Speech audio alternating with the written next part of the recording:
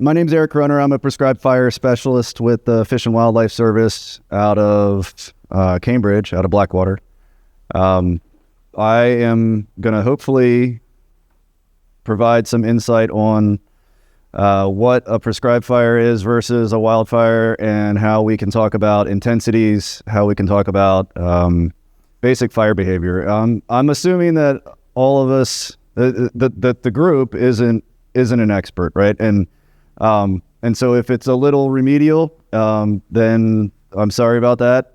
If you want to get more in depth on what I'm talking about, if you have a question, raise your hand, interrupt me. I'm good with that. I'm used to talking with fire guys.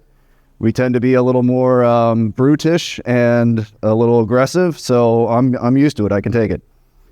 As soon as my slide, oh, there we go. So I took the time to develop this really nice PowerPoint, right? And it was going to be awesome. You guys were going to love it. There was going to be money given out at the end and everything. I can't find it on my computer. So I stole the S190 Unit 1 basic concepts, which is basically like the very first PowerPoint that you would watch if you were a new firefighter. The S190 course is the introduction to fire behavior. And after S190, you go to 290, then you go to 390, then you go to 490, then you go to 590. So you effectively spend about 7 weeks of your life in a classroom talking about fire behavior before you get to the end. And I have people that I work with that hold the 590 certificate, put it on the wall. They treat it like their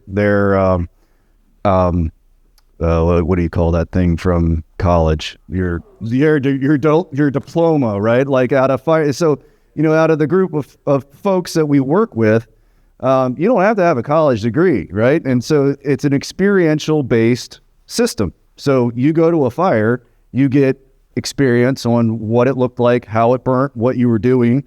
And then potentially the next time you go, you can add on to that, and you continue to do that over time.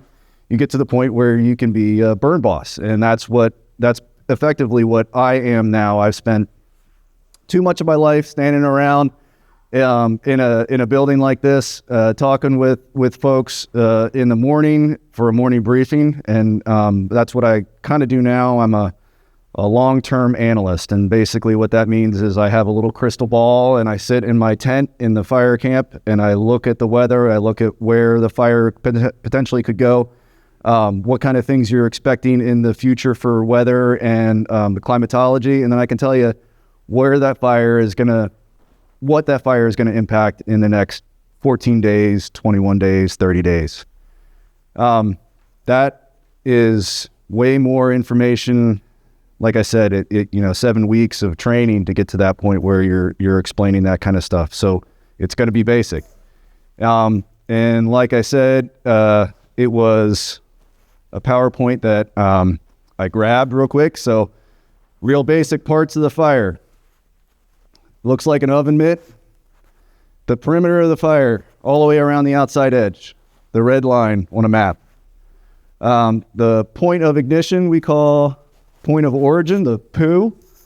So where the fire started, basically. Head is, and you guys might think that this is like silly, but the head of the fire leads us to the idea of a heading, or the head fire activity, backing fire activity, flanking fire. So that's where this stuff kind of comes in, right? And so a flank is when we're talking about the fire that is not at the head and it's not at the back. It's kind of burning intensely in an angle to the main direction of spread. Rear heel, that's the slowest moving part of the fire. It's not necessarily where the origin was, but it is where the back of the fire is moving towards. So then you have the idea of backing fire, right? And that's when the wind is blowing, pushing the fire in one direction, the wind and oxygen that is being provided to the fire allows it to chew backwards. It doesn't make a whole lot of sense, but depending on the fuel type, the backing part, let's see, can I do this? No. Okay, so the backing is going to be where you're going to get the longest amount of heat on the fuel, and it can be effectively where you're going to get most of your fire effects or severity. The head of the fire, alternatively, you can also see it move very fast. It'll burn very intensely, but it could also move so fast that it doesn't reside on the ground very long. We talk about fingers, and so little stretches of fire that move quick, an area in between, like a stretch of green in between that. If you're fighting fire, you're on a prescribed fire, and you're in that location, you're in a bad place.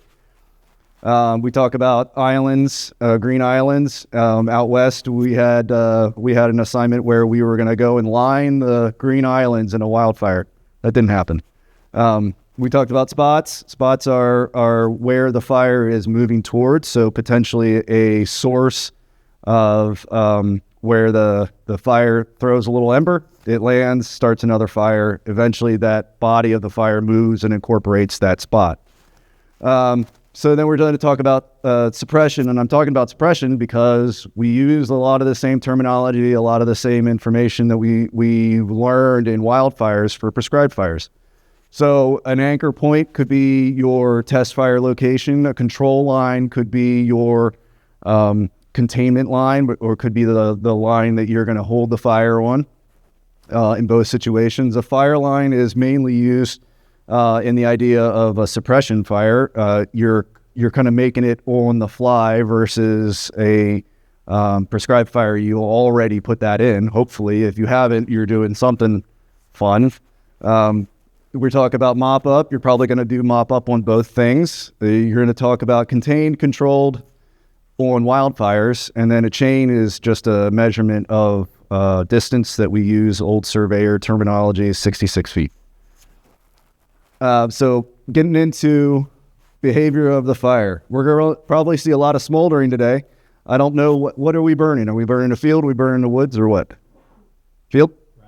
Grassland. Okay. So you will see some of this. You'll see some smoldering, and ideally you're going to see a little bit of this flame length down here in the backing situation.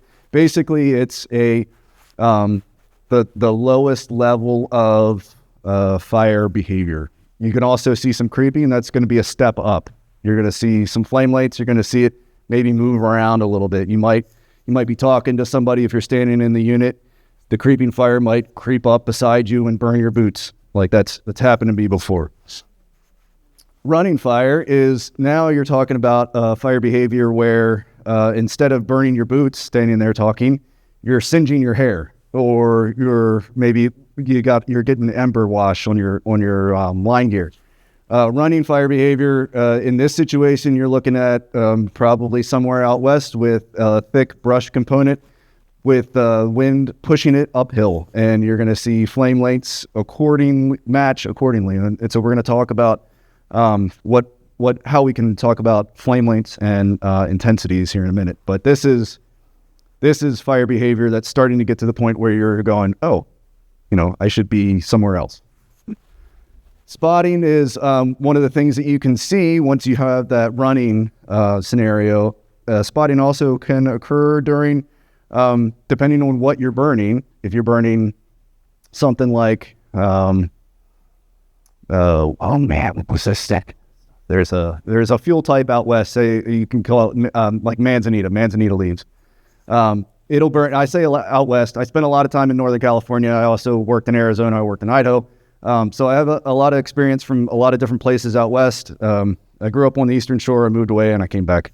So now when I do burns out here, my main concern for spots are going to be the logs that are dead, that have generated heat, thrown an ember, and now those other logs that aren't in the middle of that burn receive that ember and continue to burn, right? And so you have a log on the other side of your control line that now has a spot in it, and now it's going to continue to burn, and maybe you haven't caught it yet.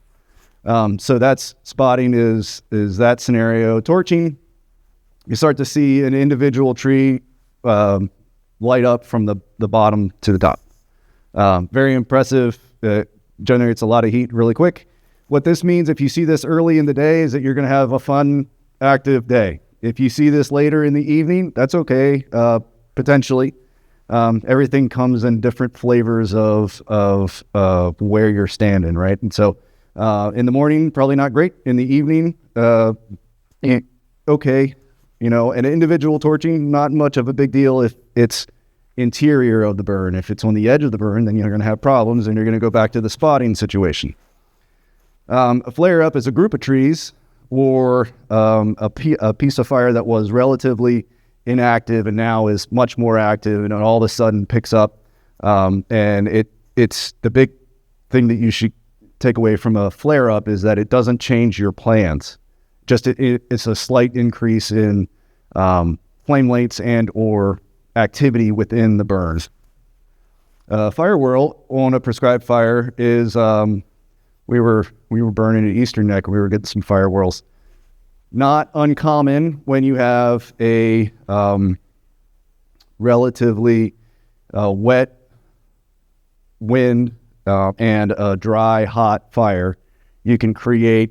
So basically what a fire whirl is a tornado, only with, instead of wind inside of it, there's actual fire occurring. These things are a indication of you've crossed from the controllable desired fire effects and you're starting to get into the extreme fire effects. I say fire effects are what happens when you burn. So if you want to kill all of the pine in that stand, which if this is a prescribed fire, there's nothing wrong with what they're doing here if they want to kill all the trees. That's totally, a reasonable thing to be doing in Wyoming in an aspen stand. They kill everything. They like doing that. This isn't necessarily bad, but again, you've got a situation where the fire activity is gone from something that you, maybe something that you wanted to something that you don't want. Okay, and then the backing idea, like I said before, that backing fire is what you're looking for when you want fire to stay on the ground for as long as possible, and it just basically chews its way backwards. So in this situation, the wind is probably blowing it this way. That's why you get good pictures of backing fires, because the smoke is going that way, the fire is burning that way, and the intensities are probably pretty low, but the severity is going to be high. So the difference between intensity and severity. Intensity is measured at the instant using BTUs. So like a British thermal unit. So imagine you're standing there, a fire is you're standing next to your campfire and you feel the heat coming off the fire. That's intensity. What happens on the ground after the fire goes out is your severity. So a week later, a day later, a year later, maybe you don't have any trees growing, maybe you don't have any grass growing. That measures the amount of severity you had. So intensity versus severity. Flaming front, again, it's pretty obvious what this is. That in the head of the fire, this is where the fire is moving to in continuous fuel sources, like they got cheatgrass growing all down the bottom of the picture here. In our situation, maybe it's a grass field, maybe it's a pine plantation at a higher level. We're looking at a stream, a head, a wall of fire. When I burn marsh, this is what I want. I want to light a strip of fire, and I want to see that strip move out into the marsh and take out everything in its way. Crowning, it's basically a flare up with multiple trees, right? And then after it gets multiple trees, it just keeps burning.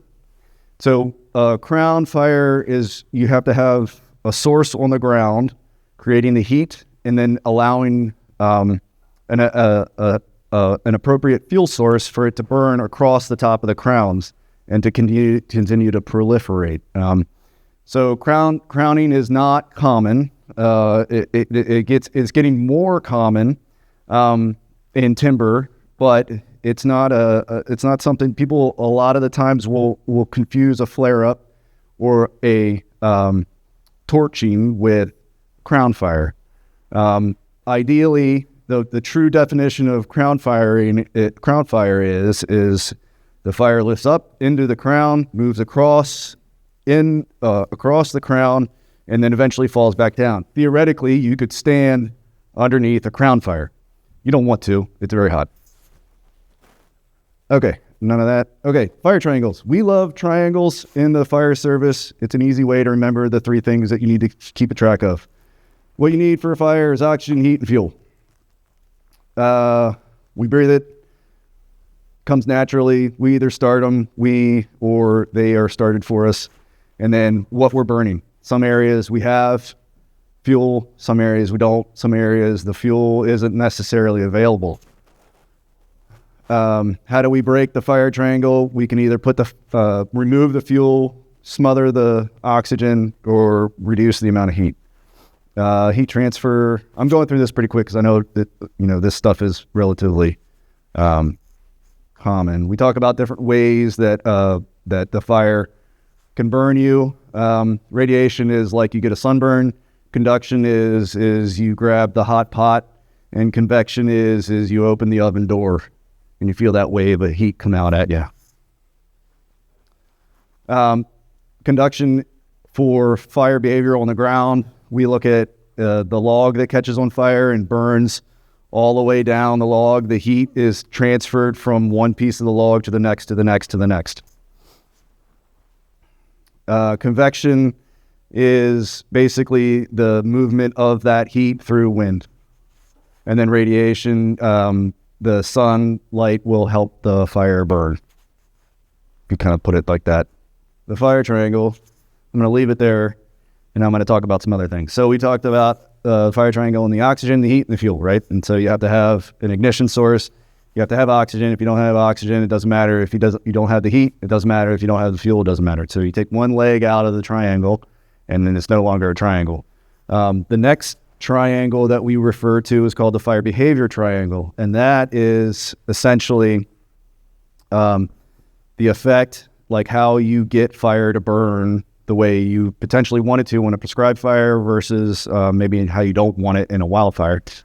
So you're going to have the fuel source, right? And we're going to talk about the different ways that the fuel can impact fire behavior. And then we'll have weather. And so if you have high humidities, if you have low humidities, if you have winds, if you're depending on the time of year, the amount of sunshine that hits the ground plays an impact on what kind of fire behavior you can get. And then we talk about the topography. And here, the topography is flat, right? And in general, on the Eastern Shore, it's flat.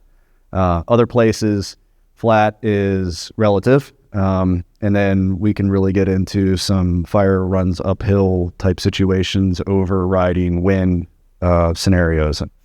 Basically, the fire behavior triangle, if you remove one of the legs of the fire behavior triangle, you don't necessarily put the fire out, but you can severely prohibit the amount of and severity of that fire. So the first step you could think of with fire weather, we look at things like RH and the wind, RH, the winds, and your local winds, transport winds. And then we talk about surface winds. So winds are a big deal with the weather. We also refer to a lot of the temperature. We talk about temperature. It's a hot day. You're going to expect fire behavior. That's not necessarily true. You can have cold days and active fire. When I working at Blackwater, we really search for those 20 days, right? So we're looking for 20% RH, 20 degrees, 20 mile an hour winds. And that's going to allow us to put fire on the ground and have it, like I was saying, that wall of fire move out across the marsh in the direction that you want it to go. Obviously, in a suppression type scenario, that is also ideal conditions for a wildfire. 20 Hal prescribed fire and wildfire, the only real difference between the two is your objectives. So an objective for wildfire would be to keep your people safe, to keep from burning up your values at risk, right?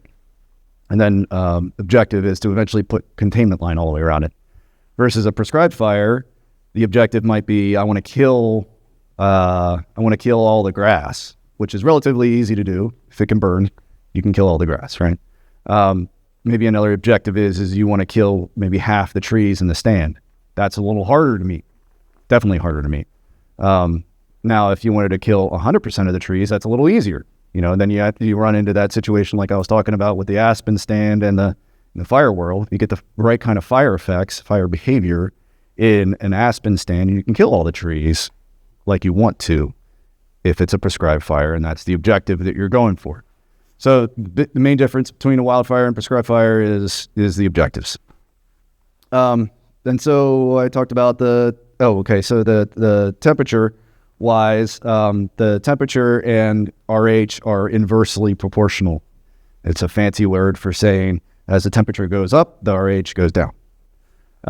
In general. Now, it doesn't mean a whole lot here because, 90 degrees and 90% humidity sometimes, right? It happens. But in general, the RH goes down as the temperature goes up.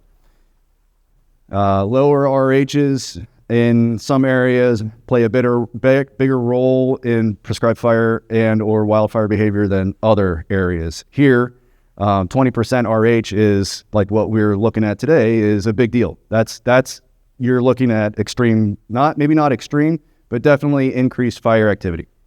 Out west, you aren't going to light a fire for a prescribed fire at 20% RH. You're looking at, you got to at least get below 13 or 14 before you're going to see any kind of effect. And so the type of weather conditions that you're looking for is going to vary from location to location, from obviously from one side of the country to the other, from ecosystem to ecosystem. I don't know where I was going with that one. Anyway, the RH is a big deal, right? So it's not always the same. 40, you could burn at 40% in Florida, and like I was saying, 40% is going to put the fire out in California. So you have RH, you got local winds. Local winds are kind of the difference between the transport winds and the surface winds. So you could have surface winds going one way, the local winds going another way, and the transport winds going the other way. And what you're going to end up doing is having a column that looks like an S. Maybe you're going to get lift, maybe you're not. In that kind of situation, the type of intensity that you can generate is going to be greater because of your air movement.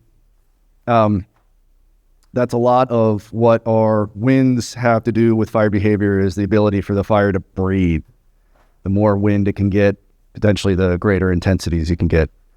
So fire, weather, fuels, you're looking at the amount and type of fuels that you have. So you can look at a grass field being a continuous amount of fuel going across it. You're going to be able to light one edge, and it's going to be able to back or run across the next to the next side.